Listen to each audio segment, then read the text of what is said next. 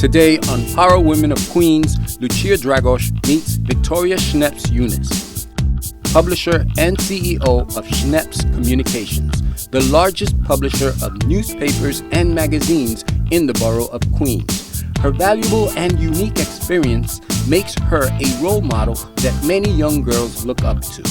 And I worked from my house, he worked from his house. We sold every ad, we wrote every article, we took every photo, we took no salary for 2 years, and we launched the Queens Courier. Then Lucia chats with Susan Agan, executive and artistic director of Queensboro Performing Arts Center. Being a performer herself, Susan sets a great example for young aspiring performers, as well as coaching them in how to audition for the musical theater. Most of the performers I know, certainly everybody has bills to pay, but the ones that really yearn for this kind of career do so because they know the kind of impact that they're having on people. So it's a premiere, really, of sorts. It's a premiere of sorts, and a work in progress for what will be part of a bigger musical that he's doing. The choreographer and the creator is Stephen Cardona, and he's also the associate director this year of the whole musical theater program. 6, 7, you go. 1, 2, 3. 1, 2, 3. QPTV presents Power Women of Queens, a series that highlights the everyday female decision maker, political leader, manager, and scientist as the norm, not the exception. The women featured are everyday women, mothers, wives, sisters, and co-workers whose actions have contributed to the Queens community. More than 26 years ago, Victoria Schneps started a local newspaper, the Queens Courier, in her living room. Today, Schneps Communications publishes over 19 newspapers and magazines with award-winning art and editorial departments. You have this incredible career in the media industry, and you have inspired so many people along the way. But I'm sure it all started with a single idea. What was that idea in the beginning? Well, my life has been a very big steeplechase, and roller coaster is the right word, roller coaster. Because when my daughter Lara was born in 1968, she turned blue in the nursery. And what happened is that she was discharged saying she's fine, but within 3 months she started having these eyes flickering motions. And when I took her for a checkup, the doctor said, "These are seizures, we've got to get her into the hospital." So when she was 3 months old, we began the search to find out what was the problem, what was causing the seizures. And this search really began when she was 3 months old and continued for about a year. And the doctors finally said if she's going to be better, she needs intensive physical and occupational therapy. And there was no place in the community. So we had heard about a place called Willowbrook, which was an institution on Staten Island. And Willowbrook had just built $1 million infant rehabilitation center. And so with much fear and trepidation, I brought Lara to Willowbrook. And my neighbors said, "Vicki, there for the grace of God go I. Let me help you. Let's start an organization to help the people at Willowbrook and raise money for the Willowbrook." So we started WORC, Women's Organization for Retarded Children, in 1971. And we sent busloads of volunteers, and we sent thousands of dollars buying things for the folks that lived there. And then the budget was slashed by the governor. And my lovely ladies became marchers and picketers because we were incensed and we didn't know what else to do. But we were knocking on air until a young man by the name of Geraldo Rivera brought his cameras into the back wards at Willowbrook. And Geraldo told the story from his heart. And he used me as the mother who was trying to get help for my daughter Lara. And so I was on TV constantly with him. And then with Barbara Walters on the Today Show. And then I was on with Sue Simmons. And then I was on with Gabe Pressman once, each of them. But Geraldo, he stayed with the story. And from that huge outpouring came a federal class action lawsuit that we filed, and my daughter was a named plaintiff, and we won that case, and Willowbrook is now closed, and all the group homes that exist today, all the day programs came out of this Willowbrook consent decree.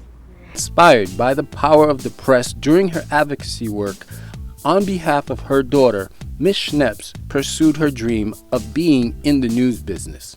She started a neighborhood newspaper in her Bayside living room with a partner and a $250 investment. The Queens Courier was chosen as one of the top 10 newspapers in New York State and their website as #1 for 2 years by the New York State Press Association. If you single out one quality, would it be the passion or the optimism? What would be one quality? Well, I think first hard work. Hard work. Yeah. Being persistent, being an optimist that anything is possible, Yeah. and being passionate about what you do. But without being persistent, nothing can happen. You're a mom. How were you able to balance motherhood and career? Because I'm It's a very mom. difficult. It's very difficult. Well, first, when I started the papers, I did live in Bayside, and I worked out of my house because I had 4 children. After Lara was born, I had 3 more children. And so actually, the newspapering worked because I was my own boss. And if I needed to go to my kids' ball game, I went. If one of the kids was sick, I stayed home. So I worked out of my home those first few years. And then I finally got an office down Bell Boulevard in Bayside, and I was within 5 minutes of my home. So if something went wrong, I was able to dash home. And then, very honestly, I got help. I had person in the house to help me with my housekeeping and with my laundry and the things that I hated to do. And also took time so that when I was home, I was able to be with my children. But without the support system, I don't think I could have done it. Coming up next. I have one young mother here who comes in very early. As soon as her daughter's on the bus at 8 o'clock, she's here by 8:30 because she has to be out of here by 5 to get her daughter off the bus. Right. And we work around it. If she has to work from home, she'll work from home. My parents, probably my greatest influences. They immersed me in the arts at a very young age.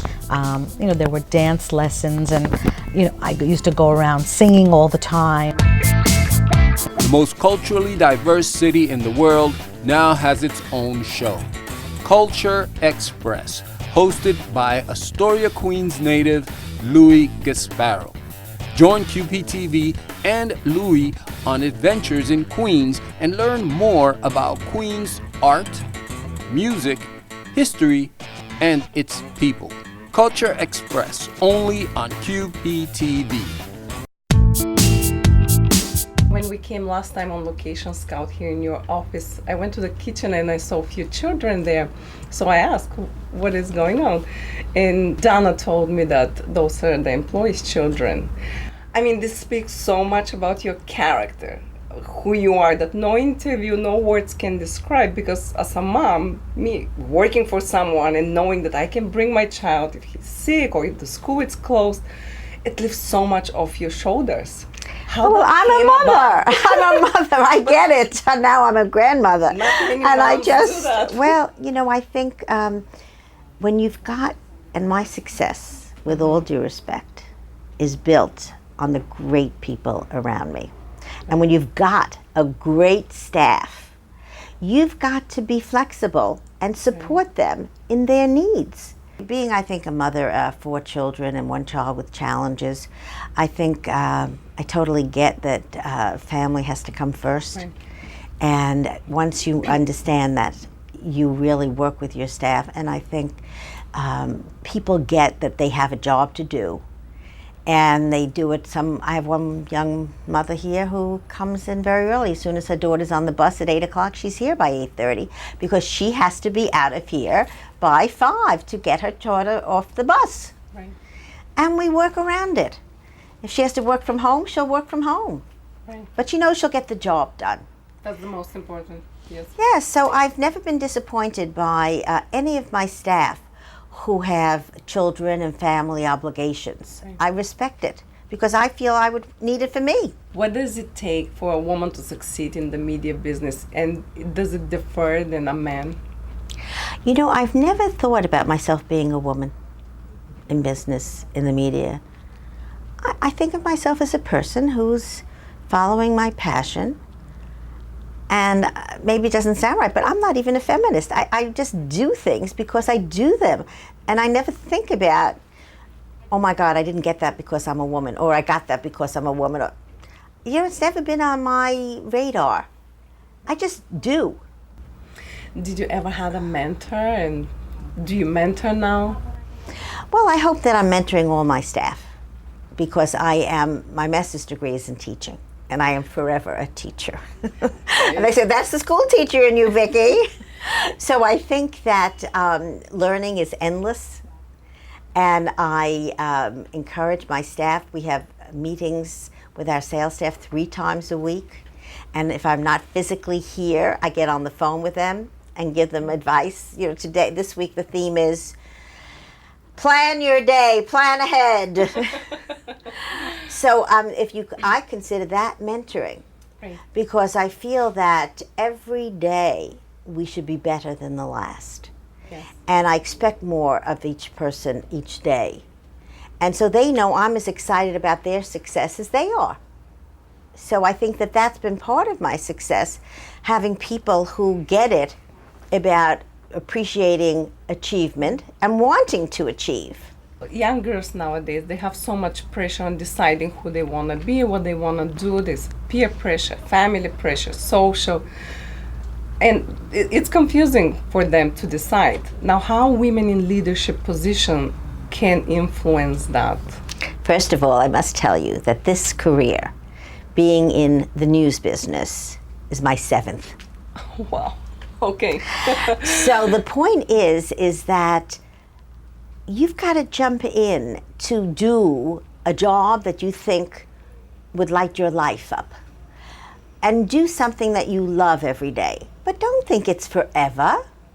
So you could do this job this year, but you know, opportunity came my way. If I hadn't met John Toscano in Leonard Stavisky's office, who was the assemblyman I was doing community work for, and I took the opportunity to be a reporter for $100 a week and to learn my skills with him as my mentor, I wouldn't have been in this business. It wasn't a track I had put myself on. It happened, and I took advantage of the opportunity. What advice would you give to the 18-year-old that wants to be you in 3 years? Well, first, show up at your job, be on time, do more than's asked of you, work harder than anybody else in the office, and stand out from the crowd.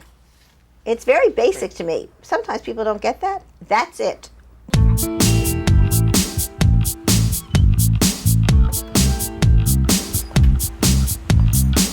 Coming up next. I had a Russian dance instructor.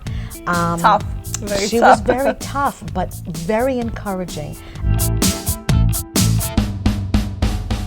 Media professionals from all around the world have visited QPTV studio to learn about free speech and community production. These visiting journalists are part of the International Visitor Leadership Program, which is administered by the U.S. Department of State. The purpose of the IVLP is to build a bridge of understanding between nations that support the foreign policy goals of the U.S. and that reflect the professional interests of the participants. QPTV is proud of what we have accomplished with the IVLP.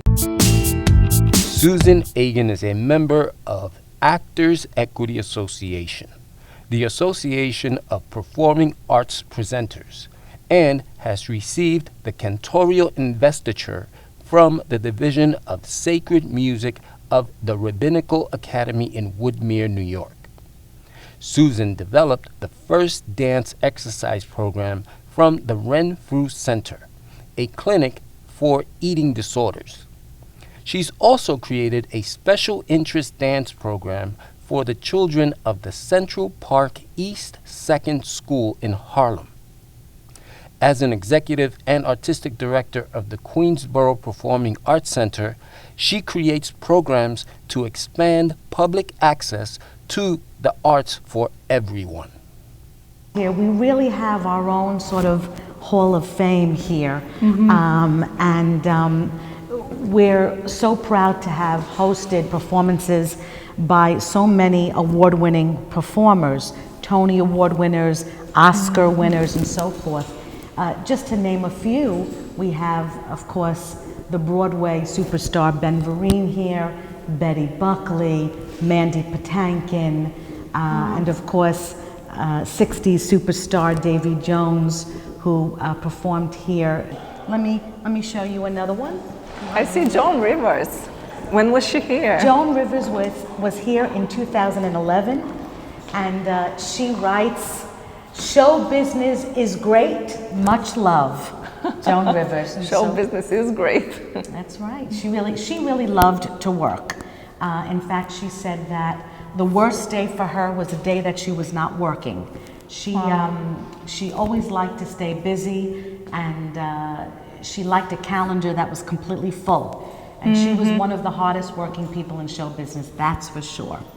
And as we walk to the theater, you'll find some other posters on our wall. Here's one, of course, of Dionne Warwick, who was just here in 2012. And let's see what she writes.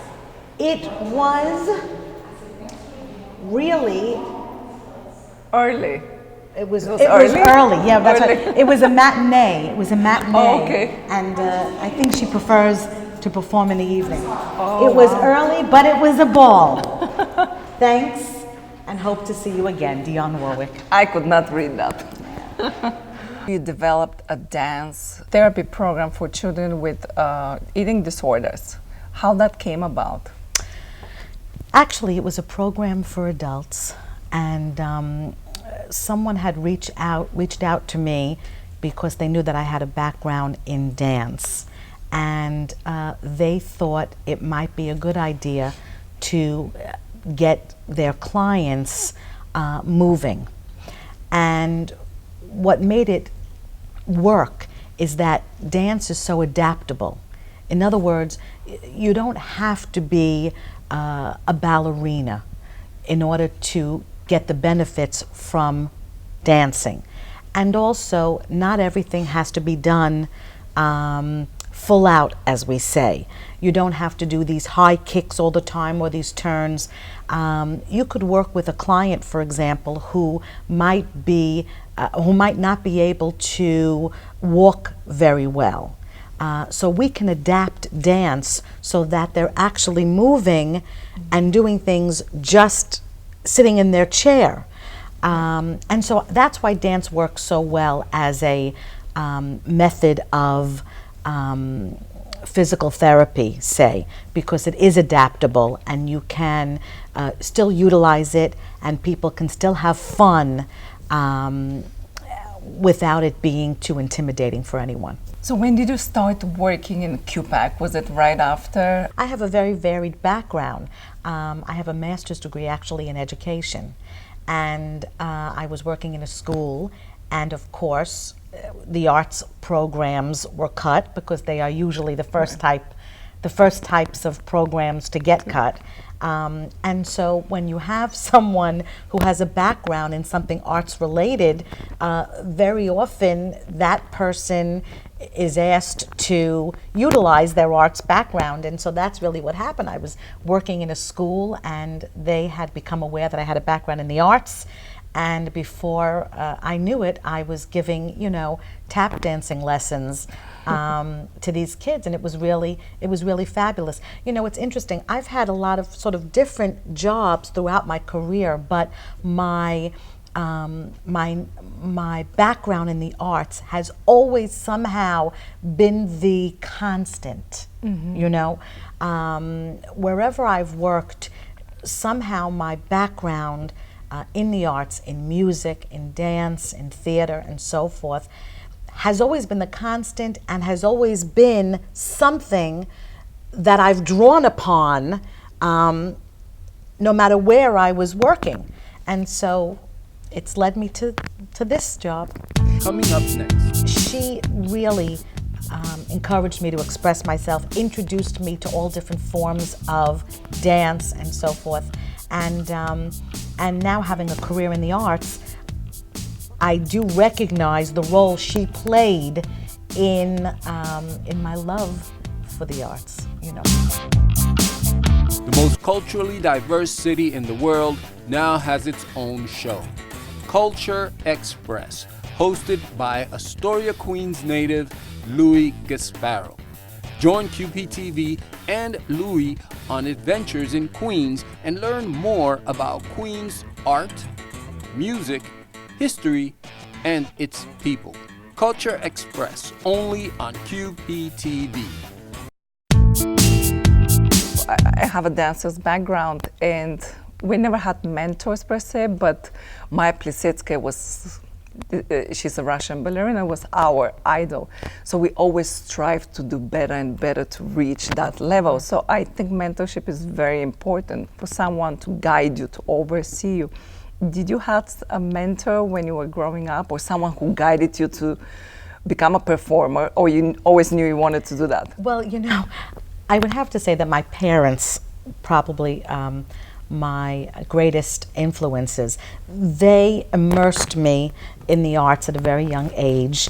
You know, there were dance lessons, and you know, I used to go around singing all the time, and they allowed me opportunities to perform in public, and it was something that really drew me in. I was, you know, they took me to the theater, which was invaluable to me. And what's nice about being on a college campus is that the students can see any of our shows for free. So these are opportunities that I know will affect them throughout their lives. And so I was immersed in the arts at a very young age, and the experiences I learned, whether it was in a dance class and so forth, these experiences stayed with me throughout my career, because there's so much you can gain from having a passion and from taking these types of classes and so forth. It aids in your confidence, in learning how to socialize, in learning how to express yourself and things like that. And those lessons stayed with me. And there was also, I had a dance instructor. You talk about dance. I had a Russian dance instructor. Tough. She was very tough, but very encouraging at the same time. And everything has sort of come full circle, because she really encouraged me to express myself, introduced me to all different forms of dance and so forth. And now having a career in the arts, I do recognize the role she played in my love for the arts, you know. Coming up next. You know, everybody likes what they see, and unfortunately, to some, it appears to be very easy to do what we do on stage, but it is very difficult. The most culturally diverse city in the world now has its own show, Culture Express, hosted by Astoria, Queens native Louis Gasparo. Join QPTV and Louis on adventures in Queens and learn more about Queens' art, music, history, and its people. Culture Express, only on QPTV. This is Robert Laconi of the Theater Arts Center, and they've been residing here every summer for the past, how many years? 13 years? Has it been 13 years? And we love having them here, and what they do, the work they do with the students is just outrageous. Bob, will you tell me a little bit about what we're going to see, what they're working on today? We're going to see a rehearsal for the Senior Company, which is our oldest group of actors and singers, dancers in the musical theater program. And this year they're performing, one of our Broadway choreographers is coming in and putting a original piece on them. He wrote some of the music and obviously choreographed it, so it's a brand new piece that they have an opportunity to work on before it's probably going to be off Broadway in the fall. So it's a premiere, really, of sorts. It's a premiere of sorts and a work in progress for what will be part of a bigger musical that he's doing. So we're really excited about that. The choreographer and the creator is Stephen Cardona, and he's also the associate director this year of the whole musical theater program. 6, 7, you go. 1, 2, 3, 1, 2, 3, 4, 5. Look, 6, jump, 7, 8. Walk, walk, walk, walk. Jump, jump, step, hop, step, hop.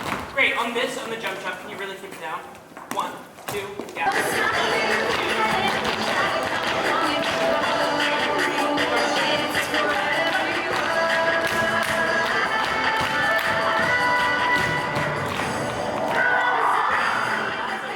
What is one thing, if you want the students that you mentor to take away from that program, what would be? Can I give you 2 things? Yes, yes. I think that they have to remain realistic, you know. Very often you have that, hey, let's put on a show attitude. You have, everybody likes what they see. And unfortunately, to some, it appears to be very easy to do what we do on stage, but it is very difficult. So I would tell them to remain realistic, that it is a tremendous amount of work, and to remain determined. Develop thick skin and for rejection. rejection. That's for certain. That's for certain. That's Yes. for certain. Not to be discouraged. So it's sort of a happy balance. You've got to remain realistic, but you should also try to remain Optimistic. right? Determined. Sort of have a soft heart so you can perform and give your heart out, but also have a thick skin. Absolutely right. It's the not rejection. easy. It's not easy. It's not It takes a easy. special individual to be able to do that. In the ballet, I remember they were saying they did not allow us to say I can't. You have to say I don't want. So that changes your perspective. She tells you to do an attitude or to spin. And just about when you want to say I can't, I don't want to. And then, okay, that means I have to try again. That's right. So you got to try and make it seem seamless and easy. I'll tell you one other quick story, because you keep bringing to mind all these different experiences that we share with the students. We had a class come in who they were studying how to become massage therapists, and we had them work on the dancers before they performed. And I remember one student questioning the prima ballerina, where does it hurt? And her answer was, everywhere. And I just, for a minute, you feel bad, but at the same time you realize what it meant to her to be able to do what she felt so passionate about. And so that kind of determination, you could apply to any career.